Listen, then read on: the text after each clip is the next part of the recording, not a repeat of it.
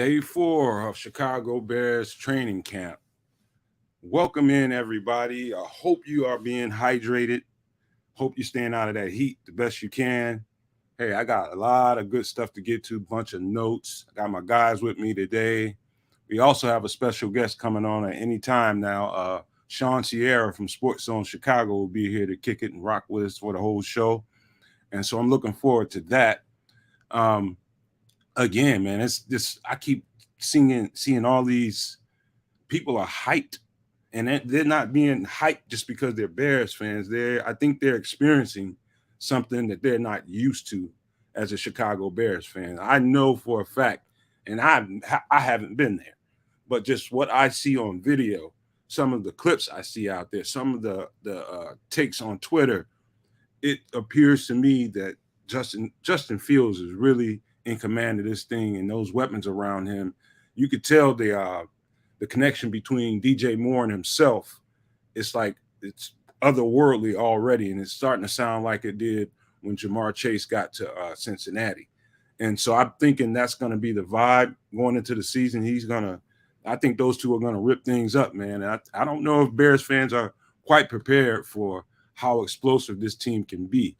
And I'm talking about on both sides of the ball, but especially on offense, man. The things that I'm hearing, I've never heard before as a Bears fan. I've never heard things like this, man. It's usually been pretty rough this part of the season, but that's not what I'm hearing. It's not what I'm seeing when I look at video clips and listen to people's takes. It's just ringing endorsements is what I keep hearing of Justin, the offense, and what they're doing out there. You even hear the guys, his teammates at the podium. You even hear them saying the same thing. So it's something to it. And so, let me bring our guys in, man. We got Triple R's with us today. My guy Sam Rush is here today. Samo is on the show and he's producing as well. My man Kez from Canada. I think that's what we need to rename you. Kez from Canada. Kez the Canuck. Kez the Canuck. The Canuck. Yeah, he's getting his first taste behind the scenes, and he's getting a little producing in too. So he's getting his feet wet. So you guys in the comment section, keep bringing them. Keep bringing the questions, man, and hopefully we'll have time to get all of that stuff answered, man. So how you guys feeling today? All good, man. Like you said, a lot of good news coming out of training camp. The Justin Fields and DJ Moore, that 1-2 connect is definitely a problem. Seems like for the defense, they're getting tired of it, and Bears fans are hearing about it, and we're all loving it, man. Finally, I know you said something about Chase and your boy in Cincinnati, but I immediately thought about the other connection in Josh Allen and Stephon Diggs, man, and what he did for what happened when Stephon Diggs joined that offense and how they just took off and have been clicking ever since. It seems like, man, we're well on our way. I think our offense is going to be just dynamic this season, just with all the speed that we have, and I'm just happy to hear that, man. Seems like it's coming together. And I raise you Jalen Hurts and AJ Brown, to let that professional wide receiver come into the building and guide the offense with that leadership, with that reliability, and with that knowing that, hey, I can do this in this league because I've done it before on a very high level. So y'all come on, watch how I do this. I'm going to double down, bro. I'm going to double down on your Jalen Hurts, right? Because with AJ Brown coming over, that opened up the world for Smith on the other side. And that's the type of stuff we're about to see. We're going to see Darnell Mooney get a heck of a lot less double teams. We're likely going to see similar things for Chase Claypool, Velus Jones. You go through the roster, Tyler Scott, etc. Things are going to open up a heck of a lot more because of that number one wide receiver. You guys are hitting the nail on the head. Now, I want to say one last thing because we started this conversation off about the Bengals. Mr. Joe Burrow had a little bit of an accident today. A little bit of a boo-boo today. So he was running a regular drill, took a couple of steps to roll out to the right, and immediately realized that he put too much pressure on that ankle, on that leg, and started hobbling and got carted off for today. So, injuries happen, man. That's one of the things that we all have to hope and keep our fingers crossed for, is that we make it through training camp without any mishaps like that, right? Mm-hmm. Breaking news, kids. There you go. That was yesterday. That was yesterday's news, but was it yesterday? I caught it today, but considering what we do here, I don't follow the Bengals like that, right? So it is what it is. All right, hey, J2K put up, and I came prepared to speak on this, and I'm glad he brought it up. He says after hearing Poles and Jalen talk about his contract, it sounds like they both want to get a deal done, and it's just down to the details. Do you guys get the same impression? I absolutely got the same impression. As a matter of fact, I want to say this publicly right now, that I'm very proud of Jalen Johnson right now, and his mindset right now is it felt good to hear Jalen being realistic about his contract status, and he's got the right perspective. He's basically he understands, and I put you in the mind of somebody that played cornerback. The confidence thing that you have to be able to go out, play in and play out, be able to flush a play and have the same. I mean, you could have got dog beat the play before that. You got to have enough confidence to flush that play, come back with the same confidence, and tell yourself you're going to dominate this guy in front of you on this rep. With that kind of confidence, I could see it bleeding over into contract negotiations, right? You can imagine what he thinks of himself, and I'm glad to know that he's got enough sense and awareness to know that, hey, I'm not there yet. I got a lot of improvement to make. I didn't put up Stephon Diggs type numbers. I don't have his kind of accolades, and I can't go to the table and ask for that kind of money. What that says to me is I believe after that presser, that got them closer to making a deal. Ryan Poles was definitely hearing that, and he's gonna approach Jalen and like, hey man, look, you want to get this thing done before we get into camp, and you can concentrate or not, and let's get it done. So I see him after that presser, definitely J2K getting closer to getting the deal done. So is it breaking news that he's out? Who? He's got a sprained ankle. Joe Burrow. He's out for the rest of for at least another couple of weeks for sure. Oh, I think he had a strained calf or something. I thought it might have been an Achilles or something. But that's what they'll say, when you got Achilles and they trying to hide that's it. That's Cincinnati's problem, y'all. They're calling it a calf strain. That's the Cincinnati problem. This the Bears. So I ain't thinking about whatever. Yeah, more power to Joe Burrow. I wish him good health, but hey, I'm gonna just leave it at that. I'm gonna say this though, Nomad. The past couple of days, I think, us as a team, we've been clicking just as the Bears have been clicking, because a lot of times you speak first on these podcasts about the different topics, and I'm just been going crazy the past couple of days because my notes have been matching up with your comments so crazy, dog. And the past couple of days, I think last night you were asking questions that I was about to ask right before I was about to ask something.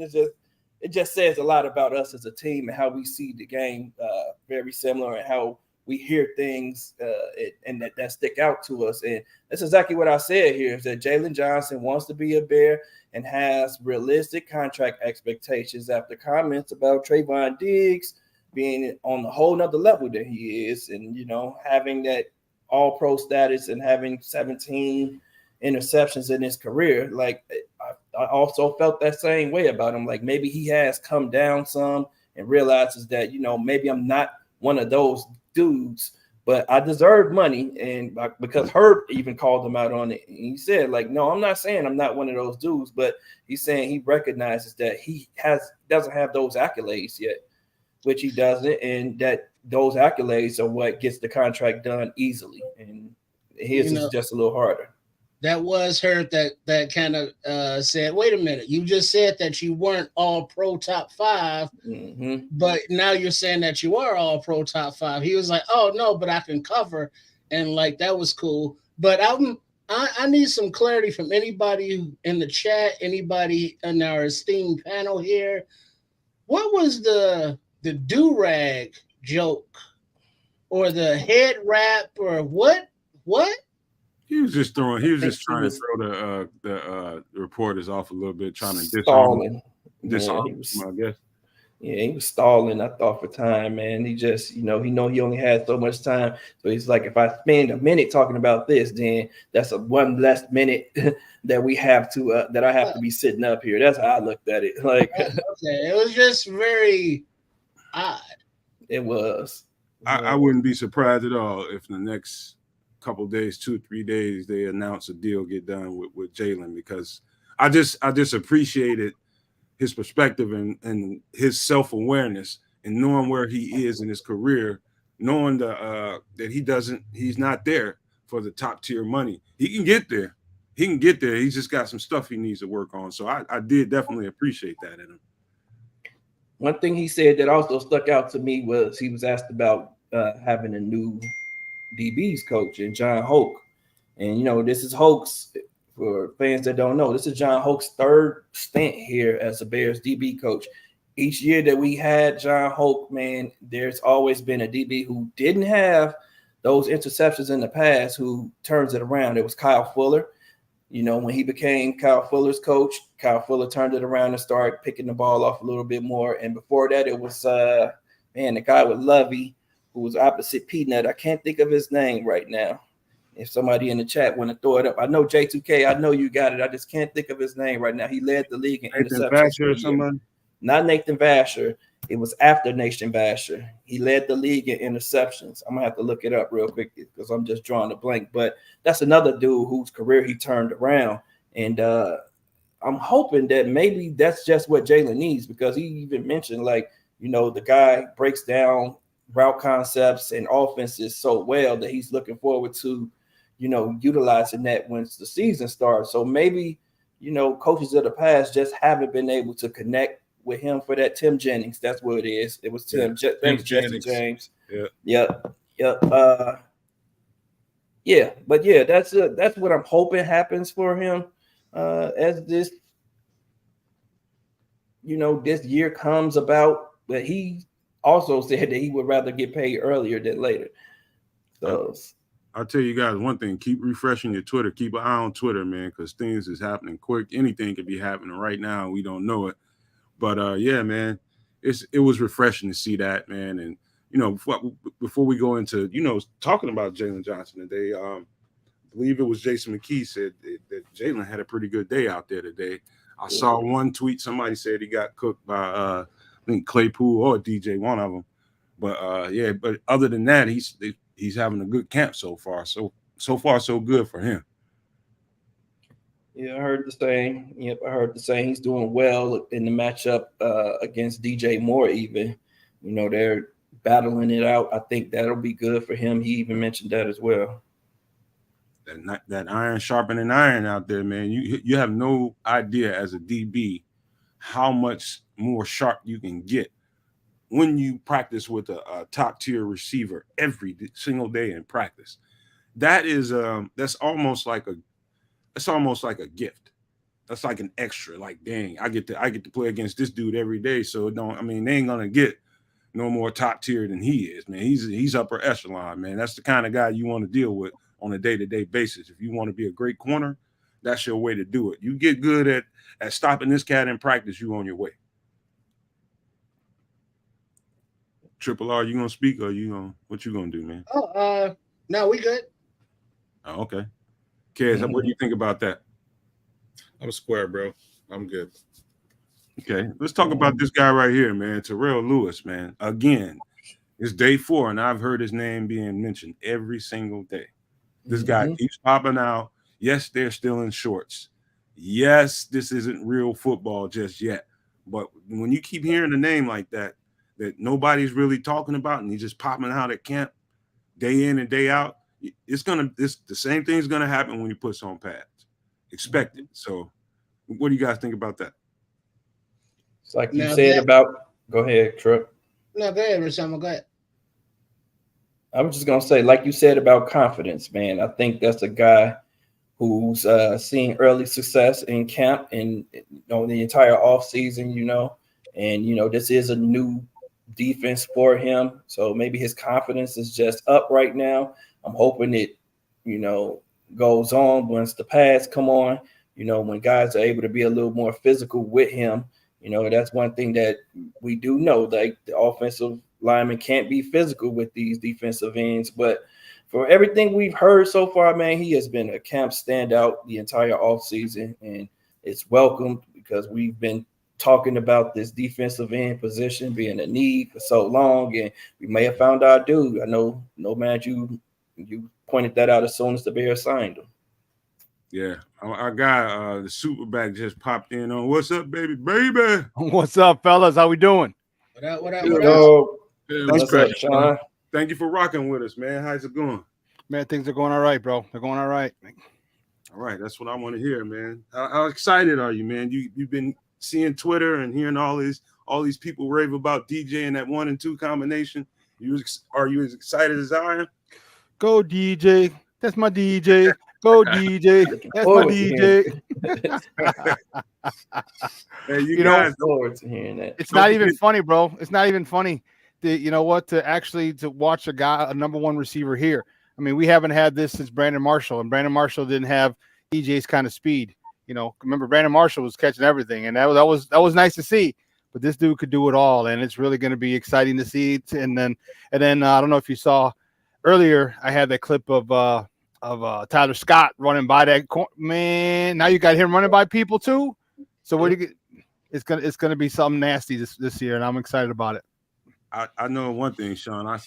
The more and more footage that keeps coming out with DJ and Justin, it just had me. I'm like, what? I've seen this, and then I started looking back at the training camp of the Bengals had when they got, Jamar Chase. Jamar Chase.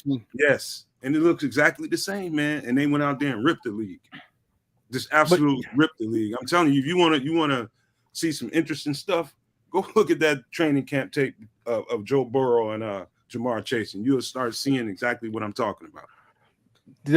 When they were interviewed the other day at camp, the first day, there was an energy between them that if you watch it, you just felt it. Like they were just cool. Like they were A1s from day one. You know what I mean? Like they used to grow up and hang out at each other's crib. Like they were that comfortable.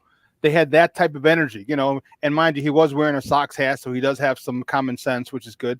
He said he owns the Cubs hat as well. Now he did, but they didn't get to say. I only pull it out when I run out of toilet paper. He didn't say. They didn't catch that part. Can we all just get along, Cubs fans, Sox fans? You know what? You're right. Oh, no, we can't. You're right. You know what? Baseball divides us, and football unites us. So we'll stick with football. Somebody took a beating in the stadium stands. I seen on Twitter somewhere. I don't know. Bro, stop it. You know what? That was my dude, Sweet. I was talking to him today. You serious, man? I am dead serious. He's like, and because I didn't know what he was talking about, and I was like, dude, what are you talking? He goes, the one. He goes, I said, is that the one? I asked, was that you? I said, I saw. He goes, yeah. He goes, that was my Sweet. So it was. Here's all it was. Here's what it was. It's crazy. They were fighting during the game. So what it was, they were in a suite. There's no assigned seats in a suite. All right. So an older couple they were waiting there, but said before the gates opened, they were like waiting there, like 2 hours before, 3 hours beforehand, just waiting. They got in, they got their seats. And a girl that from where he worked brought 2 other people. There were no seats when they got there. He said they got there at 7:30 and there were no seats and they were mad.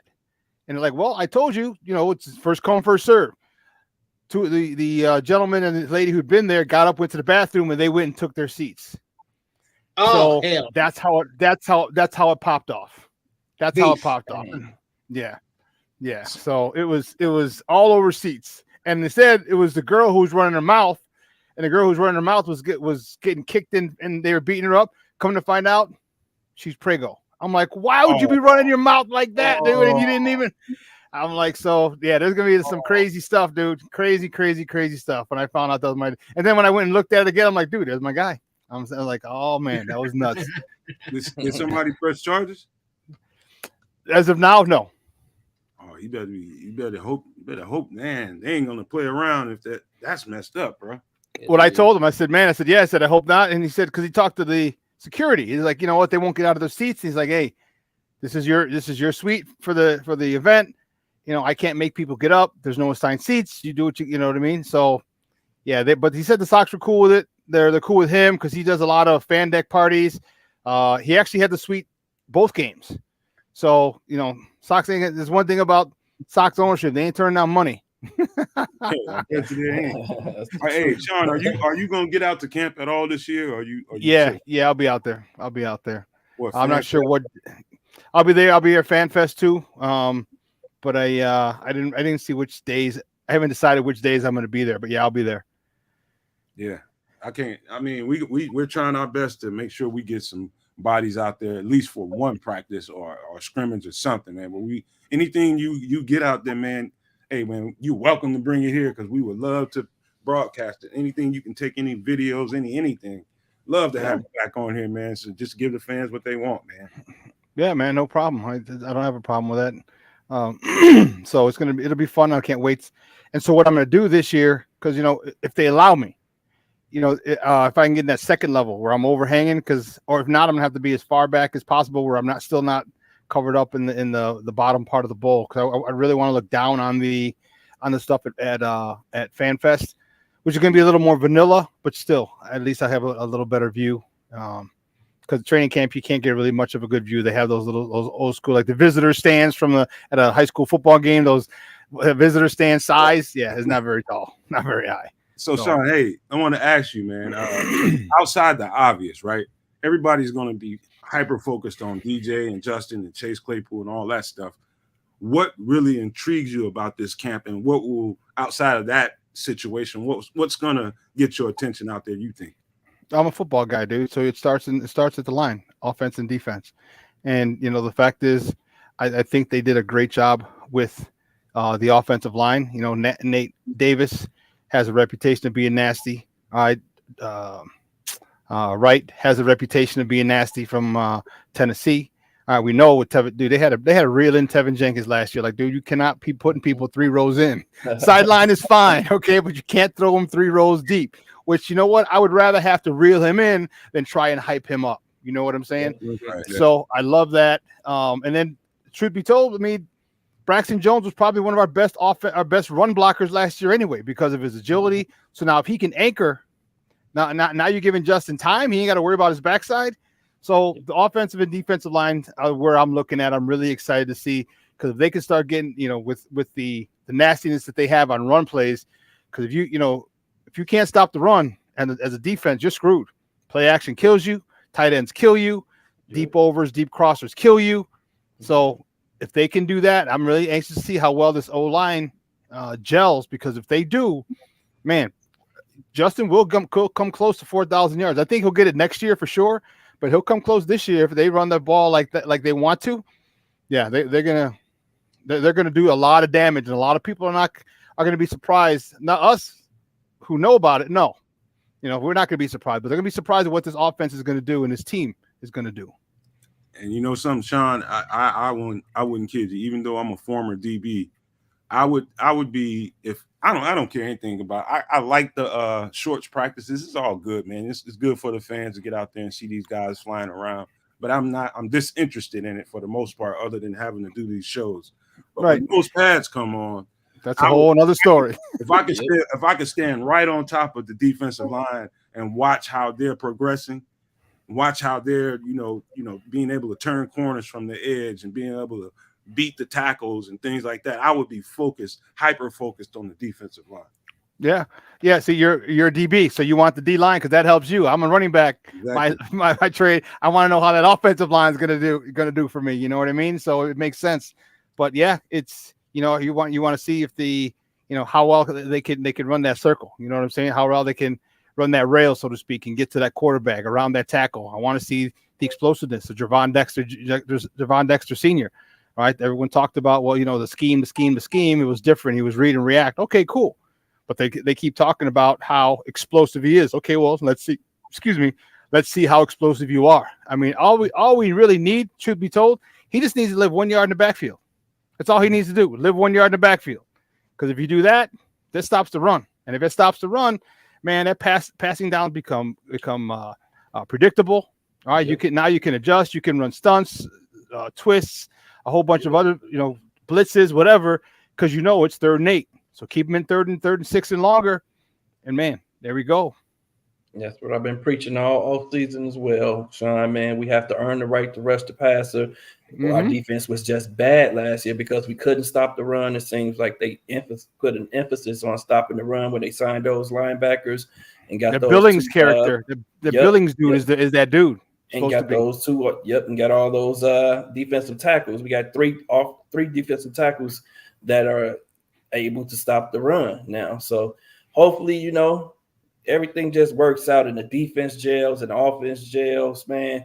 There's no defense that's going to be able to cover this speed if Justin Fields has time to sit in the pocket. There's no defense that's going to be able to cover all these fast receivers, man. Justin is going to pick people apart. He could hit that 4,000 mark this year. I think it's all going to be on that offensive line. I'm looking forward to next week and seeing these guys be able to get physical with each other and just develop, get that hand placement together and all that stuff, man. It all seems like it's coming together, man. It's just an exciting time to be a Bear fan. But I want to see the competition. I want to see Alex Leatherwood. You're a former first rounder. You just got supplanted, all right? So are you cool being second team? Because that's where you're going to start. All right. If you're not, then do something about it. Tyree Carter, same thing. You cool being second team, or do you want more tick? That kid Chad Huey or something out of Pitt that I wanted. The dude's crazy. That's the dude I want him to line up as eligible and wham block a 3 tech.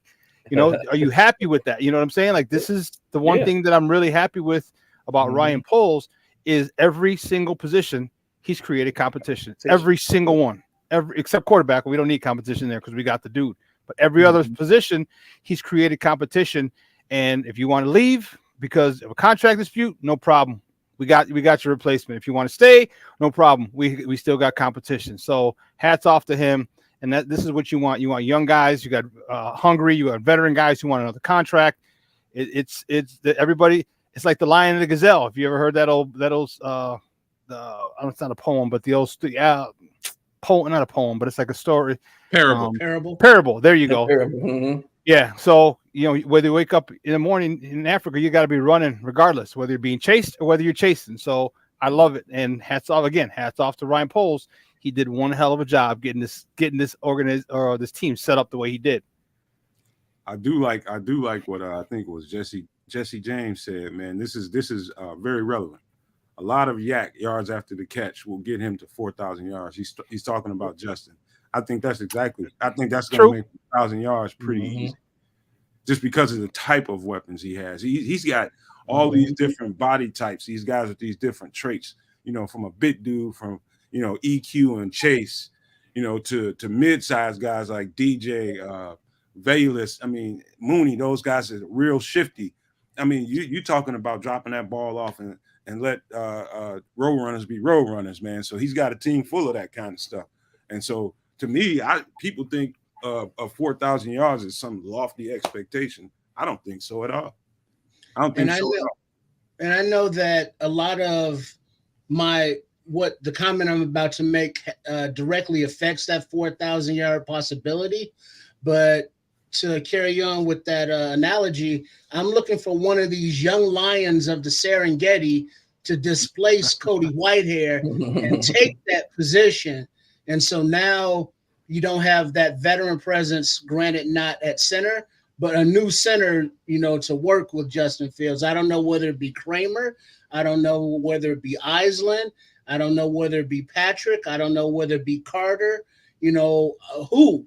But I want somebody to say, yes, I'm the new center on this line. This is my job now. I'm the captain. Go away. Do you really want some inexperienced guy playing? Bingo. You know what I mean? You got to think about it. The thing is, everybody's inexperienced, so they get some experience. And if it's not this year, it's going to be next year, because how long are we going to have Cody for? And if we are going to have a situation where it's an open battle in camp and it's not weighted toward the veteran or toward the heavier contract, and it's just based on athletic ability and the smarts being able to do it, I would be willing to go with those growing pains to build a cohesive team going forward than just having a a stand-in right now, and then next year gonna have to replace him anyway. Why do you think he's going to be a stand-in though? Hold on, I got you, Trip. Because see, I built this rocket, man, and I'm thinking about sending it to the moon, man. But I need a test drive. You want to jump in that one for me? You want to be my you want to be my rocket driver? You know, Justin don't want no experiment going on around here. He needs somebody to be solid. Yeah. And I think they put Whitehair there for somebody they know can be solid and really anchor for him. Well, the thing is, I understand that we are thinking about the 23-24 season right now, right here in front of us. But just put on your GM hats. You know, long term, what is Whitehair going to get you at his age and his price tag? Is he part of the long term future? This team right now is expected to compete for the North. You know, is Whitehair, you know, going to be a part of that going forward beyond this year? So eventually the change is going to have to take place. It's either going to be now or it's going to be next year. You know, if we're going to, you know, be an up and coming team, let's have the changes now. Let's let them build and grow together. And then next year they have that year of experience under their belt instead of now starting from scratch with a new center. Well, like Sean said, it's open competition all over the team, man. And I think that includes offensive line. I think that right now Cody is the starter, and I'm confident that, you know, he's the best man for the position right now. However, if someone comes in and takes that job and they just show out, because we hear continuously Flukes and polls say they don't put ceilings on guys. You know, if guys are out there playing and they're playing well, then those are guys who are going to play. You know, if someone will have to go and take that position from Cody, though, I don't think that anyone's going to be given that position. I think that, you know, for this season, though, Cody is the guy. He is the guy. Even though, you know, he has his faults, you know, he's older, you know, he has his 31. snap issues. He has the snap issues as well. But, you know, right now, he's the best man for the job until someone else proves that to be different. You could also rotate him, which is not ideal. You know what I mean? But if you're in a shotgun most of the time, then it really doesn't matter. And truth be told, I don't think anybody can be as erratic as shotgun snapping as Cody has been. You know what I mean? So if you want to put, you know, Kramer, you know, get him a series here, get him a series there, you know, get certain people a series here or there. Now, you know, what you're saying is now you're giving him experience. So if you do want to move on from Cody next year, you got a guy who's been there, you got a guy who's been in there, who's called the plays, who's played, who's got everything. You know what I'm saying? He's got experience, which is what you need. So here's my take on this, Triple R. I would be in full agreement with you if we drafted somebody in this draft, if we drafted a center. If we drafted a center and he was able to rise to the occasion, beat out Cody, and we also have to remember Lucas Patrick is right behind Cody on that depth chart when it comes to center. I think we're okay at center for this year and potentially next. Is Cody a part of that long-term case scenario? No, Triple R, you're 100% right. They will be looking at some point to move on from Cody Whitehair. Mind you, that might just be moving over to Lucas Patrick if he can survive a season. We might see Lucas Patrick at some point this season, you know, if something winds up happening to Cody along the way. And again, hopefully he's able to show improve and show up. Kramer's taking the snaps. I was just checking the chat there. He's taking some snaps with the offense right now, which is good to see. I'd like to see these guys get some opportunity, but I really don't see any shift in that specific position moving forward. I think they want stability and experience there right now. I agree. I think you're going to want a young guy, but you're going to want to make sure the young guy's vetted. You know what I mean? You're going to want to make sure. And that's why if you sneak a guy in a couple series, you know, and he starts playing well, you know, you can, you know, what's to say you can't say, okay, you got 3 series this week, you got 4 series next week. What does it mean? You got 4 or 5 series the next, you know what I mean? And you know, Cody understands it. He understands the business. He understands it's not always going to be nice. And he understands he's 31 years old. He just turned 31 earlier this month. So he understands that. He understands the age game. He understands you talked about Nomad, you talked about the consistency. You know, Jeff Saturday and Peyton Manning were there for how long? You know what I'm saying? That was his due. So if you get a Kramer, you get either Eisland, somebody who's in there who's a lot younger, well, guess what? He'll be there. You anticipate him being there for the next 5 to 7 years, and you have the stability with him and Justin. So when he goes under center, he's very familiar with the way he snaps the ball. It's all about familiarity, so you just got to get in. If you want to go younger, you can. You just got to do it slowly but surely. I definitely see Tripp's our resident lazy boy GM, man. He's always looking for a bargain somewhere, man. And see, it's about continuity. And one guy, I think it was James Ford earlier, mentioned how did that experimental offensive line look last year.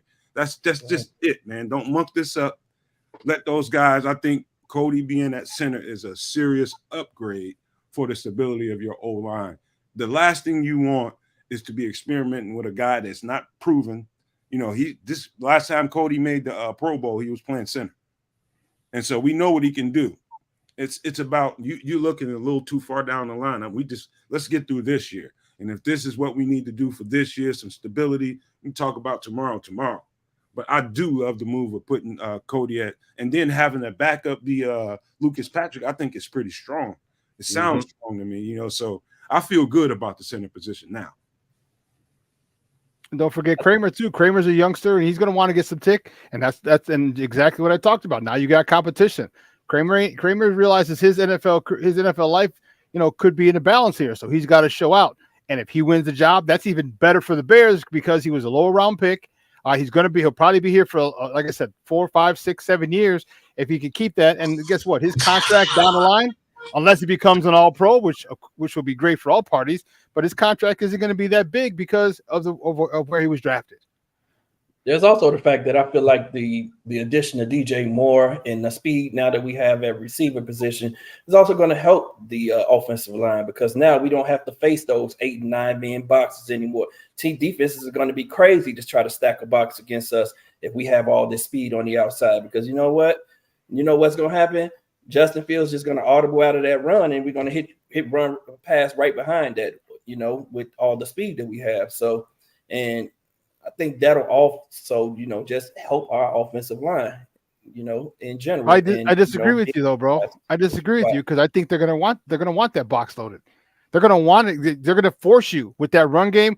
They're gonna force you to stop. All right, stop Khalil Herbert, stop Rojo, stop Deontay, stop this. And I think they're gonna do that. Exactly. Yes, they're going to be crazy to do that. They're going to be crazy. Any defense that does that, bro. Defenses will start that early on. They're going to try to load that box early on, and then we're going to hit right behind them. We can play action off. We're either going to play action, or Justin's just going to audible out of that play and call a slant and hit somebody going across the field, and somebody's going to hit their head on the goal post, man. You can't play defense like that with all this speed. We have too much speed on the outside now. We have 4 guys at 3 or 4 different positions. There's no way I don't think a defense is going to be able to defend. You're just proving the point that how awesome this offense is going to be. You're just proving that point, and how I don't know if it was my show or someone said in here earlier. Pick your poison. Pick your poison. What you're going to do? And don't forget. Let's not forget. I think Justin can run the ball too if things break down. I'm not sure. Sean, not only that. I don't know if you heard, but just I think talking to Justin, or I think it might have been an interview with his father, but they got off of him. They loosened. They took the reins off of him. He can call his shots at the line now. That was something he wasn't able to do last year. He was just getting acclimated to a new system. Now they took the reins off. If he sees something and him and DJ is communicating, him and Chase or any one of them, he can call a shot at the line of scrimmage. So that's going to make him double dangerous. Oh, dude. Man, when I played, my quarterback did that, dude. We come to the line and he'd audible, and our check was a 600 number was a check, and then. We had the route tree. So if it was 624 or 658, the 6 is dead. The outside guy runs the 5, the inside guy runs the 8, whatever. And our quarterback is just key. Man, he was amazing at it. He saw safeties creeping up. He was like, all right, check. 686 to the one side, 619 to the other side. I mean, it was amazing. And if he can do that, because you know who to remind me of? Cam. Remember that there's that clip of Cam going, oh, okay, I see. Watch this. And he audibles out of something and it throws a touchdown. Dude, if he's able to do that, because now he's more comfortable, because now he's more familiar with not just the offense, but with defenses. Yep.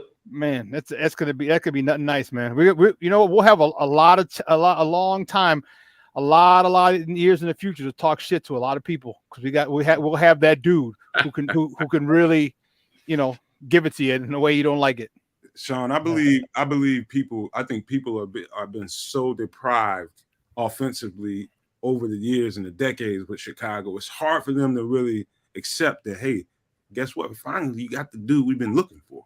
We've been looking for this guy for decades. We got him, and they still there's a deep reservation there because of the trauma, man. I'm telling you, PTSD. PTSD. But this is why we need this season, right? This is exactly what this season is supposed to be. This season is the season of offense. They're finally going to have the opportunity to maybe eclipse 3,500 yards, maybe eclipse 4,000 yards passing. These are possible, right? Like, we've gone this far. We've seen nothing even remotely close to this. Like, imagine Mitch and Jay Cutler are the guys who are holding the titles in that regard, outside of Sid Luckman. No, Eric Kramer. Eric Kramer. So he's a tippy top. 38, I want to say. 38, 58. Don't be mentioning no Sid Luckman because Chris gonna come back in here and put Cecil Turner on him. He the only one person in the world know who that guy is, man. He keeps that in his back pocket, that gift. But you know what I'm saying? We finally have an opportunity in a potential case scenario where we have the offensive weapons to do exactly that. And I just want to see it. I want to see it happen this year. If it happens this year, guys, that's my Super Bowl. I'm good. Man. Maybe my expectations are low, but that's what I'm looking for. I'm looking to see some explosive offense, to watch some awesome football this year on the offensive side of the ball, and have a good time doing it. If we take if we can get into the playoffs, in some capacity too, great. But that's really what I'm expecting this year. I'm expecting to see some offensive football in Chicago. See, Joseph says we're going to stay in place. No, man. You go, Sean. He's like one or two players carrying the load. Like I don't see. So Joseph, what don't you see as a complete? We had Cole Kmet, who just re-signed. He had 7 touchdowns last year. Robert Tonyan, we just signed him from Green Bay. He had 7 or 8 touchdowns last year. God forbid they both equal last year. That's 14 touchdowns from the tight end position. We just got a number 1 receiver. Now we got 2 legit number 2 receivers, and whoever gets bumped to number 3 is going to be a phenomenal number 3 receiver, either Darnell Mooney or Chase Claypool. And you got 3 good running backs who are all fighting for something. You got Khalil Herbert, who's trying to keep his job. You got Deontay Foreman, who's trying to win the job or audition for somebody else. He's telling you misread it. You didn't. Yeah, right. He believes all of that. Joseph he believes all of that. Got you, Joseph. Okay, he's on board. Yeah. Okay. My bad, Joe. My bad. He still can't believe it, is what he's saying. That's what he's just saying. Okay. Like, he just can't believe it right now. Right. Like, yeah. Because what he's saying is what I'm really believing in. Our recent lifetime. You look at Vince Evans. Kramer, Jim Miller, Henry Burris, Jay Cutler, Rex Grossman, Mitch Trubisky. Which one of those SOBs has the physical abilities and talents of Justin Fields with the leg and the arm? Now you put that mental, aspect with it, and you surround them by weapons. This season the Chicago Bears. For a change, the offense will carry the water, for most of the time, while the defense is young and up and coming and learning. As opposed to every season, it's always about the defense and running the ball.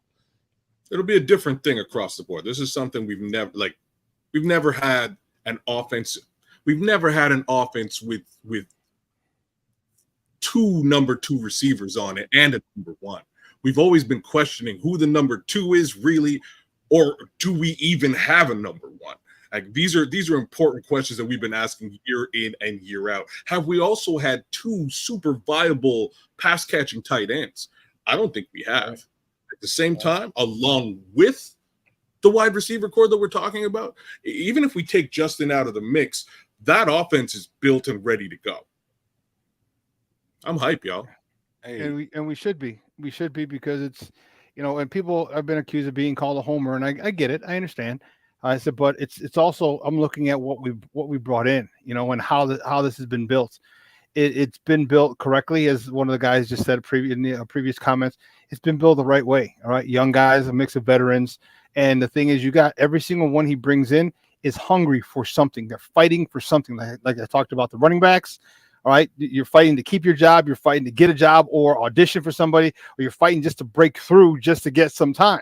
Either way, you're fighting, and I love it. And there's no better way to build a team that every single position people are fighting, because it just raises the level of competition. And not only does it raise the level of competition, but if someone gets hurt, because some people do get hurt in the NFL, I don't know if people know that, it's you got a guy behind who's been competing at a level that's probably pretty close to the guy who's started. So the drop off isn't going to be that great, and you can still roll. So I'm really excited about it. I really can't wait till the first preseason game, just to start beating somebody else up, and instead of each other. I just can't wait for fresh meat and them to kind of explode. And it's not going to be anything fancy, but I just want to see good solid. Give me a lot of 5 and 6 yard running plays. You know what I'm saying? Break one for maybe 8 or 11, somewhere like that, and I'll be excited. Hey, I think preseason is going to be interesting too, because another sneaky good signing was the signing of PJ Walker, man, as a backup QB. He's a guy who's had a lot of good success in this NFL. I know he took the back door into the league, but he's played some good ball on other teams, man, before coming here, and I'm looking forward to him helping with the development of those young wide receivers too.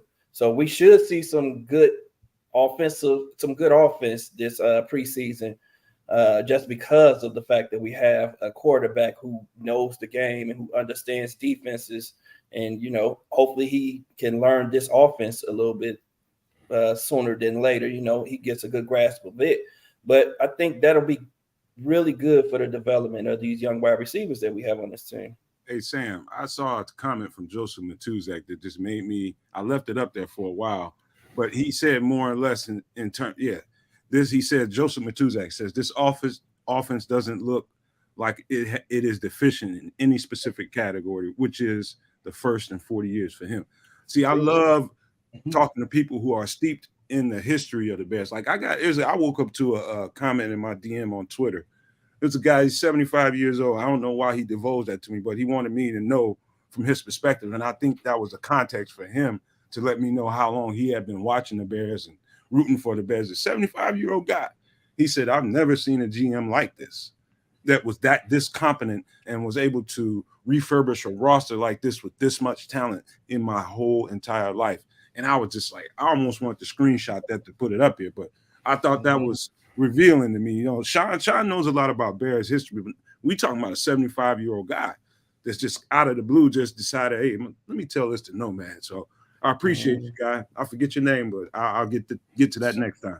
So he might also have that Cedric Turner gif on in his back pocket too. I wanted to hit this Lee Bruin comment, because he's right. That team is probably the closest offensively to what we're talking about now, and they put up awesome numbers in their time. That was probably, if I'm correct, that was probably our best offensive group over, I don't know, maybe the past 20 years. I might be short on that. It might be a bit longer than that. But add one more receiver, add another number 2 receiver in there, and then add 2 backup running backs in there. It's a dangerous situation, and we're not even talking about having an actually stout offensive line yet. We need to see that, but it could be very stout. We know they're dangerous in the run game. Let's see what they can do in the pass game this year too. And you're talking about short runs. I'm kind of interested in short pass game. That's what I'm interested in, that yak. And somebody made a comment a little bit earlier on about yak getting us to 4,000 yards. And I think these guys actually have the ability to do that in the short game. That's what I want to see this year. Yeah, if you remember a lot of the concepts that Green Bay uses is the crossing, the mesh concepts, the pick concepts, whatever. Man, just imagine Tyler Scott and Velus Jones. All right, Velus Jones is probably going to get most of his time on special teams, but he'll be in there on offense a little bit. Just imagine them running a pick route, all right? And whoever comes open, getting the ball to him, and good luck chasing him. Good luck chasing those jokers. All right. Last year I asked Herb Howard from the Bigs and Zach Pearson from BearReport.com. I'm like, I said, they're talking about this Velus Jones dude, his speed. Can you tell? And they're like, oh yeah, he got that extra gear. I said, okay. So this year when Tyler Scott got there, I'm like, hey, I asked you this last year about Velus. What about Tyler? They're like, dude, this dude got that extra gear. He goes, just like Velus. He goes, it's noticeable. So that's what I'm talking about. That's exactly in that short game, man. You get a DB to have to, go over the top, on a pick route. Good luck. Holy smokes! That's like help. Now you're really opening up the field, right? Now you're really opening up the field. That's crazy. I'm so hyped to see this. I want to see what this all looks like, and if the defense can bend not break, I think we might be in a much better place than a lot of other people out there think. We did? And this is what we did, and I thought was really, really awesome by Poles. Again, sounds like he pays me to talk about him, but if you think about it, think of any defense: football, baseball, basketball, hockey, soccer. If you're strong up the middle, chances are you're going to have a good defense. Give me a sport, and I'll tell you how I can show you. So what he did, it looks like, so he brought in Billings, the dude who's a monster for a nose tackle. He got a lot of those youngsters. All right, Javon Dexter, Travis Bell. All right, Zach with 2 C's, Pickens. All right, he got these guys to fortify the middle. The linebacking crew, we just signed a new linebacking crew, legit linebacking crew. Now, and then in the back end, you got Eddie Jackson, who was having a phenomenal year last year until he got hurt. Jaquan Brisker is a lot more comfortable now in the second year in the system. We're stout in the middle, up the middle, first level, second level, third level. That's going to go a long way for us in getting short fields, getting the defense off the field, getting the offense on the field. And when you start giving Justin Fields short fields, yeah, your defense is going to be and tired too, because you just came off and now it's 3 and out, or now it's a pick, now it's sudden change, and now the defense got to go right back on the field. You're like, damn, the way he built the defense, the strength up the middle is going to be key. Stopping the run, man. Again, hats off to our guy Ryan Poles. Damn, he's trying to get a statue of him out. Sean, we spent a lot of time doing a lot of shows during this off season, and this is probably I can say it's right in the upper tier of the most important things that need to be established with this team for it to be good and be successful. No team is as good as or bad as its backups. So the backups to the backups, the depth on the team, that's what's important. We know pretty much what we have as far as starters across on the 22 for the most part, but the backups are just as important as these starters. So what do you guys feel about the depth? Do you have if I had to question anything right now, and it's only because I haven't seen these guys in pads, it's going to be the O-line depth. You guys got any other areas you want to talk about? Feel free. Yeah. And I say it with a chagrin because we're just gonna go back to the original place. So I don't understand. I will never personally get the logic of not doing something on those edges. When you have resources to address it, I don't understand the idea of standing pat. Doesn't make any sense to me. If you're trying to save money for future stuff, sure, but right now, if I'm correct, I think we're still under the cap requirement. I think he still has to spend money. Why not spend some money? It might not. Don't forget, it might not be him. I mean, it takes 2 to tango. You know what I'm saying? It takes 2 to tango. You're right. In that respect, I can't agree, right? If they don't want to come here, if they don't want to accept the offer, we can't force them to make the offer. And in that scenario, we're forced to stand pat. But I expect them to, at the very least, kick the tires on a bunch of guys. And it kind of sounds like they're doing that right now. It sounds a heck of a lot more real since this last press conference with Poles. But again, that could just be hype. Again, I respect his restraint, man, and not just going out. Because you have money, doesn't mean you have to just throw it around, man. Right. That's what got us in trouble in the past, man, with Ryan Pace. He would just go out and sign these big money guys, and they get here and not produce as well. That was really what happened with Khalil Mack, to be honest with you. We got Khalil Mack one good year. After that, man, it was just issue after issue after issue, man. You want to make sure you're signing the right guy at the right price. There's no rush in going to, go out and just run the credit card bill up right now just because we have the money to spend. We're going to see what we have, allow those prices to come down, and then we'll execute and say, you know what, we do need someone, and if in the preseason, the defensive ends aren't looking good, then of course you're willing to spend a little bit more money at that point. Now I might add another M or two to whatever contract that I'm looking to dish out. But until we get to that point, man, I think that he's doing the right thing and just, staying pat. The one position that I have concerned about, though, is safety. At the depth at safety. We don't know what we have there. And we left DAC out. Well, they got that kid out of They got that kid out of Stanford that they're trying to groom. Wilkerson. That's right. Isn't there another safety too? Who played last year? From last year, Hicks played well last year. Yeah, I thought he played very well. At the end, he played well. Yeah, well, that was really when he got his opportunity, right? Eddie was healthy for the better part of the season. It's just rookies being rookies, taking licks as rookies have to do. So, and before I get into a conversation about Tyreek, I just wanted to address the edge thing. It's an interesting way to look at the whole situation because Joseph Matuzak said Poles isn't desperate. He's interested. And that's the right way to be. Why? Because I come at it from an angle of when you got some guys on your roster that you are looking to see what they can provide, why go out there and rush and spend money and you haven't put them in pads yet to find out? See how that makes sense? I mean, there might be a situation where a trade might come available that you can't turn down, or a free agent for the right price that you can't turn down. You might jump on that immediately. But unless that happens, I think you have to put these guys in pads and see exactly what you're getting. So I agree. Now, I'm going to say something just with respect to the word desperation. You also don't want to be in a desperate situation and then have to negotiate, right? You lose your leverage in that situation. So the longer he waits, if we make it into preseason and it becomes apparently obvious that these guys on the edge are not going to cut it, immediately the dollar signs go up.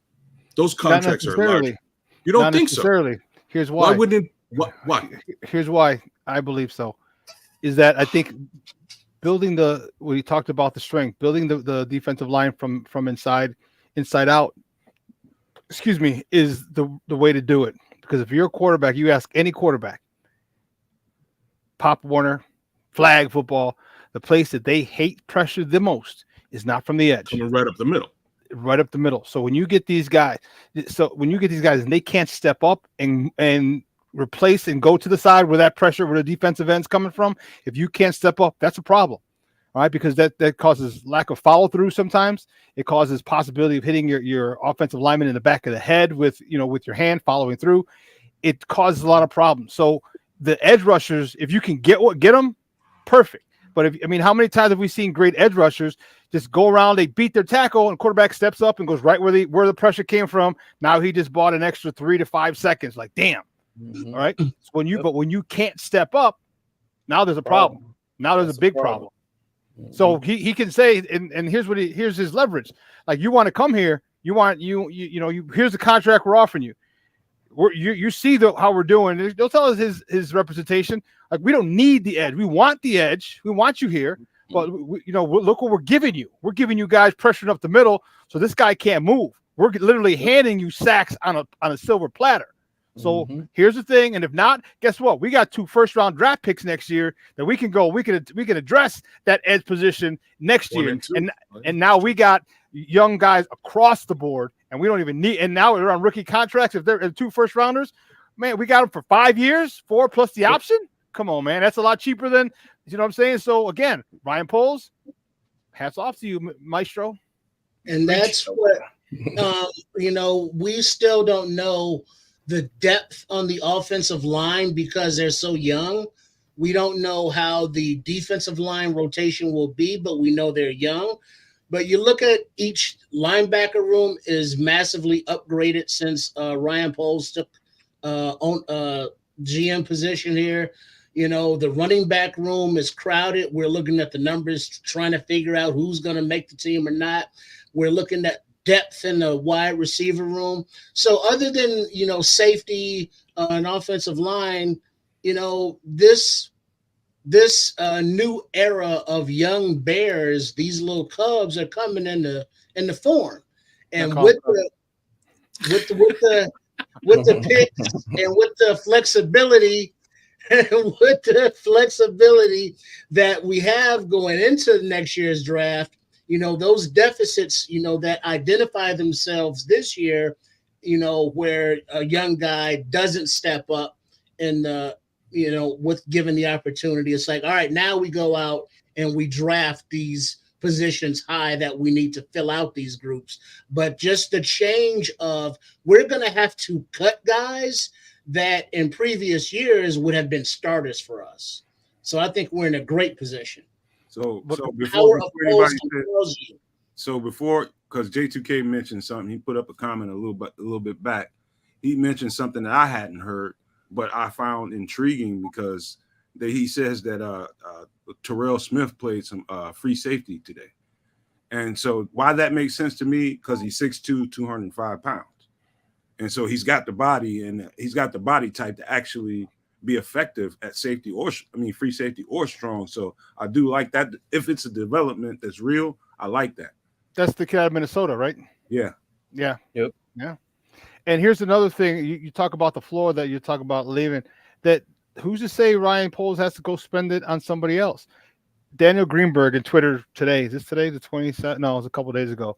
Said Chicago Bears general manager Ryan Poles said he had a player come up to him after the practice and said, you sent a ton of energy through the locker room because you were taking care of the guys in there.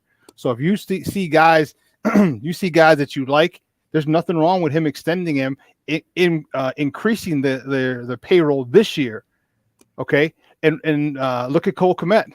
Cole Kmet, $50 million, 32.8 guaranteed. You know how much he's getting this year? $20 million. Yep. He's getting $20 million this year. So next year, so that increases or that decreases the amount they have to reach to get to the floor. So next year, when he's not making $20 million, guess what? Now he's still got money. This dude is doing it right, and people don't understand how, you know, if you're not a football guy and deal with the cap, you're just like, oh, they scored a touchdown, yay. You're not understanding how well this is being done because, man, if we need we find an edge rusher next year for in a trade value who wants a new contract, and we can get him and he's young, man, we got the money. We will have the money.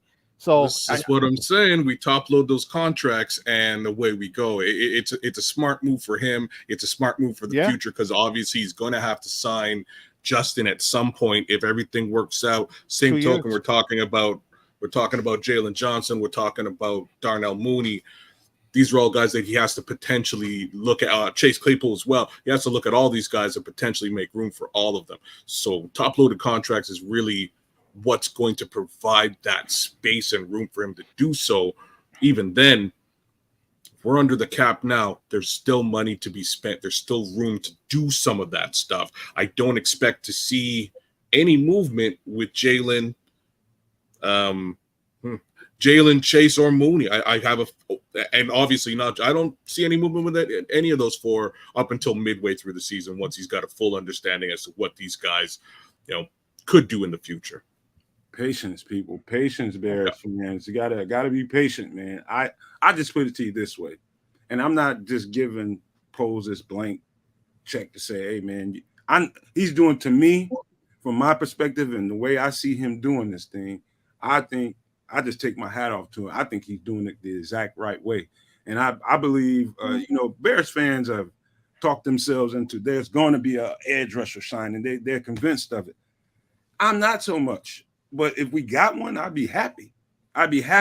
But I'm more interested in seeing what happens when they put on the pads. And that will reveal everything, whether it's a need or just a want. A lot of people want something, but do we really need it? That's when you find out, is when we put on those pads, and that's next Wednesday. It sounds like Poles is earning the trust of the players, and he's earning the trust of the fans right now. So he's winning on both fronts right now, dog. I even like the comments from Darnell Wright earlier today when he says that, how excited Poles was when he finished the conditioning test, when he killed the conditioning test, which he overplayed, which he trained for. And he says that, Poles was really excited when he came off the sideline, gave him high fives and all that. And then he sends him a gift later, of Drake or something, some cool gift. How many GMs out here doing that or connected with the players on that type of level, man, and just have that building that trust with your players, man, and that camaraderie. I think he feels like he's one of the guys sometimes when he's out there once the season starts. So it's just good to hear, man, that we finally have a responsible person running this organization. The leadership at the top is trickling down from GM to the coaching staff. Also seems like they're pretty competent from last year, being in every game last year. Guys, we were competitive on all fronts. Even though we didn't have the talent this year, we have a much more talented roster. It's just feeling like everything is coming together. Man, it just reminds me of Ryan Pace, and it makes me smile. It's such a different experience with Ryan Poles. He's up front. Hey, you know what? I'll do an impromptu press conference right now in Dallas. Who cares? I don't even know what the room looks like. I'll just do it over here. What a difference in comparison to a guy, peeking in to see what's going on, and maybe, you know what? Yeah, I'm not going to go in that room. I'm not going to have that press conference. We only meet with the press a couple of times a year. Let's switch it up. Yeah, man. Let's switch it up right quick, because I want to ask this to Sean before we get out of here, man. So you've been hearing about Tyreek taking he's taking L's like a big dog in practice, all camp. He's taking all kinds of L's. I could say what I want to say on this, but I'd rather hear your perspective first. What do you think about that? I'm happy as hell. I'm happy as hell. All right, because you're getting beat by one of the best wide receivers. He's one of the top wide receivers in the league. So if you get a guy who's going to be not the caliber of a DJ Moore, guess what? You've been getting your ass whooped by DJ Moore all camp. Okay. If I were Tyreek, I'd be like, let me travel with this dude. I need to learn. I need to get my ass beat. I need to get burned like a son of a gun, because I need to shorten that learning curve for me. And the way you do it is you play against an all-pro. You play against a dude who is a stud day in, day out, because you're going to learn some tips. You're right, Matt. Iron sharpens iron. You're going to learn some tips. He's going to beat you on a route because he did this. Guess what? When you see another wide receiver do that same thing, you're going to, I got you. DJ does this all the time in practice. I cannot be more ecstatic. He's making plays too. There was a play he going across the middle that Justin just underthrew us to Chase Claypool, I think it was. I saw on film, and he jumped up and knocked it out of bounds. So he's no buster. All right, but when he's still not at that level of DJ Moore. But guess what? Every day that he's covering DJ Moore and he's getting schooled, it's exactly that. He's getting schooled. He's learning. And when it comes time, and he's going to take his lumps, he'll get beat by stud wide receivers during the regular season. It's the nature of the beast. But guess what? He'll make a lot more plays. And as the season goes on, he won't start making plays in week 14, 15, 16, 17. It might be week 8, 9, and 10. And those few weeks sooner that he's gotten better, that could be the difference between 2 or 3 or 4 wins. So, Sean, all the loudmouths they traffic Twitter in a big time way. So I've been waiting on some dude, just because so many videos keep coming out, so many tweets keep coming out. Tyreek Stevenson's getting beat. Tyreek Stevenson's getting burned and all this. I've been waiting for somebody to call him a bust, because the loudmouths will do that. I can't wait till somebody does it so I can hack them up. Like, you have no idea what you're talking about to say something like that. But I haven't seen it yet. Not saying that it hasn't happened. I haven't witnessed it yet. But somebody is going to some loudmouth is going to get out there, and I can't wait. I just want to see that tweet. So you guys do something, man. Say something to me so I can find that tweet so I can tear him up, man. I'll keep my eyes peeled on that. Honestly, this is exactly what you want to see, right? You want to see your rookie DB up against the number one wide receiver. That gets him reps against top caliber talent. He should be getting burned on a regular basis. If he isn't getting burned on a regular basis, what are we saying about DJ Moore? You know what I'm saying? I'm worried about DJ Moore. I'm worried. So he should be. That's exactly what should happen. He's going to learn from it, get better from it, and this is exactly when you want him to be burned. You don't want to be burned in the regular season. Get burned all day, all month long, brother. Learn what you need to learn. I'm happy about it. I'm not concerned about it. I know he needs to take his licks. Every corner, every defensive back has to go through that as like a ritual, like a rite of passage. You got to get your behind kicked out there to get better. Same thing happened to Kyler Gordon, but what do you keep hearing? Bingo. What do you keep hearing now? Go ahead, Sean. Dude, I was just gonna say that. I was like, but you jumped in, Kyler Gordon, and he get that's it, man. He was getting burned because they threw a lot at him. They put him under pressure. Basically, they're burning him. Like, all right, you're outside. Now you're inside. Now you're outside. Now you're inside. He's got to learn two different positions in a different scheme, and then finally, like, okay, you're better inside. Boom, and they left him in there, or they left him in one spot, and then he flourished, dude. And remember, at the end of the year last year, there were a lot of PBUs, man. There were a lot of pass breakups, a lot of deflections, a couple of picks, and that's with no pass rush. No pass rush. That's because that secondary was because they took their licks, they improved, they got better, and without a pass rush, man, they were still making plays. So any upgrade in the pass rush, man, they're gonna be dancing. They need some dancing shoes, boy, because they're gonna be dancing in the end zone a lot. Yeah, or at least trying to go to house, take a house call. So I mean, it's real simple, man. I got one of my I got a few homeboys, my college teammates came into town today to check on me. But one of them's a DB, and he mentioned that to me today, and he was just like, man, I heard y'all cornerbacks out there getting work. I said, yeah. He was just like, that's good. That's exactly what's supposed to be happening for him this time of year. He knows what it takes. Let me tell you something about Tyreek Stevenson. One thing you just listen to Tyreek Stevenson talk. You watch his game when he plays. That guy doesn't lack for confidence, man. There's nothing adverse to what's going on with him so long as he stays healthy and he's learning. The fact that he's got, and I said this last night when we were talking to Herb, the fact that he's got Peanut out there to brush up against and lean a little bit, someone that can help him tweak something in real time is invaluable, man. You have no idea how much that happened. It's not like Peanut's 30 years removed from the game. It's not been that long. You know what I mean? He knows exactly what to tell that guy. Little things that you can do with your alignment, little things you can do, or just making sure that you keep the right kind of distance or close a distance at the right time. Which hand to use, all kinds of things you can tell him in real time that will help that young man develop. So don't worry about Tyreek Stevenson. He is a dog. Yeah, that's what training camp is for, man. So iron can sharpen iron, like you said, man. And Jalen Johnson even spoke about it earlier today, man, saying that, he's been specifically making sure that he's helping these rookies and Stevenson and Smith, coaching them up because he knows he's going to have to lean on those guys this year. It's early in camp. That's what camp is for, so you can learn, you can get your technique down.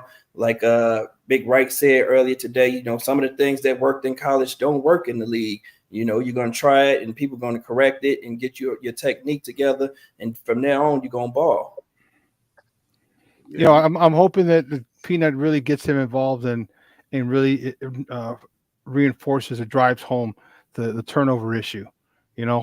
Create turnovers. Remember, Peanut would get ran the hell over, dog. But you know what? He would drop his head. But you know what? As he's going back, pow! He punched that ball out. Boom! That ball's on the ground. So Peanut got trucked, but guess what? 3 or 4 of his boys are over there pouncing on a loose ball. Those things, you teach that, and guess what happens when receivers get you squared up? Now they're worried. Because now they're worried because they see it once. If they square you up and now you get to square up with them, all right, where you go away from me, cool. I can poke it from behind, regardless. If he starts getting that reputation, people start getting receivers. It's going to spread fast, and receivers are not going to be as free or as loose because their first priority is going to be is ball control and ball security. And if that's the case, man, they're not going to be trying to shake and get a hell of a lot more yak. They're just trying not to lose the ball. And that alone is a win when you're just trying not to lose the ball as opposed to trying to get yak and break away for a big one. So hopefully Peanut instills in them even more than Coach Eberflus and Williams are instilling them, because you talked about, no matter, he ain't removed that far. He ain't that far removed from the league. This is a guy, a young guy. Sometimes you just need to hear from different from a different voice. Right. Hey, I got a question as a running back yourself. Word has it that Roschon Johnson put the ball down a couple times. As a running back who your entire career you've run the ball, what makes you get fumbleitis or not? Or why are you fumbling when you're not normally fumbling? What is the fumbling all about? Is it mental? Is it the physical as a running back? It depends. It depends. So a lot of times when you're rookies, all right, they're going to do everything extra to strip the ball, all right, and see what you got. Because if you hold on to it, because a lot of times they'll try and strip it, and if they get it, they ain't trying to tackle you, then they're just going for the strip, okay? And if they realize after a while that they're not able to strip it, then that's when they're going to start tackling. So a lot of it has to do with how the defense attacks you, okay? Because you want to test out a new guy. Because what does the defensive coach want more? A big hit, or you want the ball on the ground? You want the ball on the ground so your team can get it. So that's what they're going to do to a young guy. So I wouldn't be surprised if that's what they're doing, to say, hey, what kind of ball security do you have?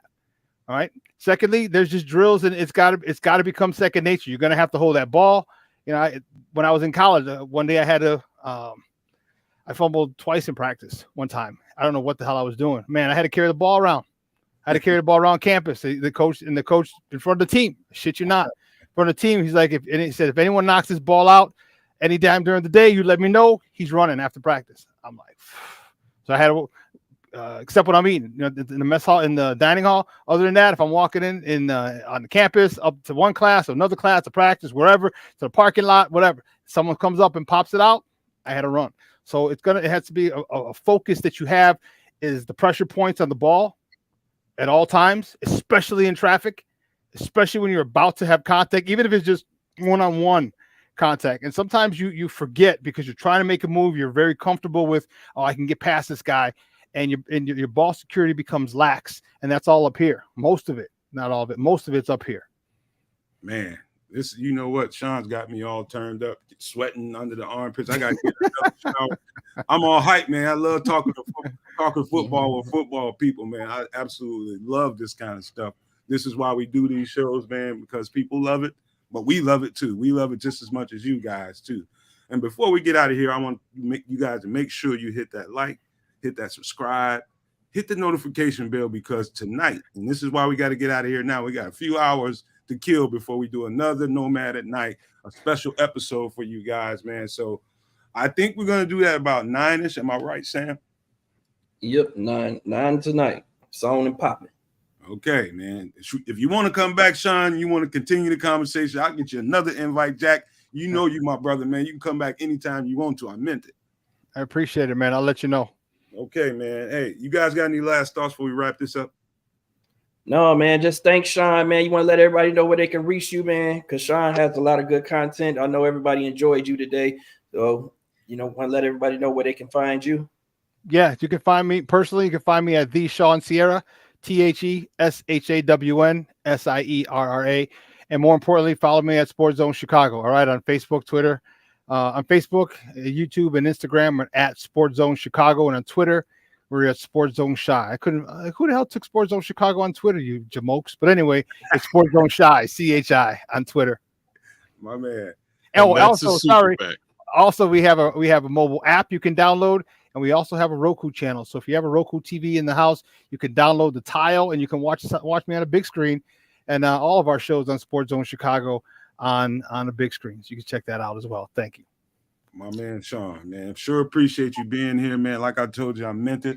Anytime you want to, man, you just say the word, man. You're in there. I appreciate the invite, man.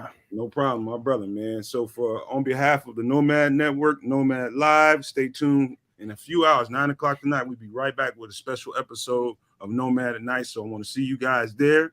Make sure you hit that like, subscribe, that notification bell so you know exactly what time we're coming on, fellas and ladies. Love, peace, and hair grease, guys. Deuces. Salute. Bear down.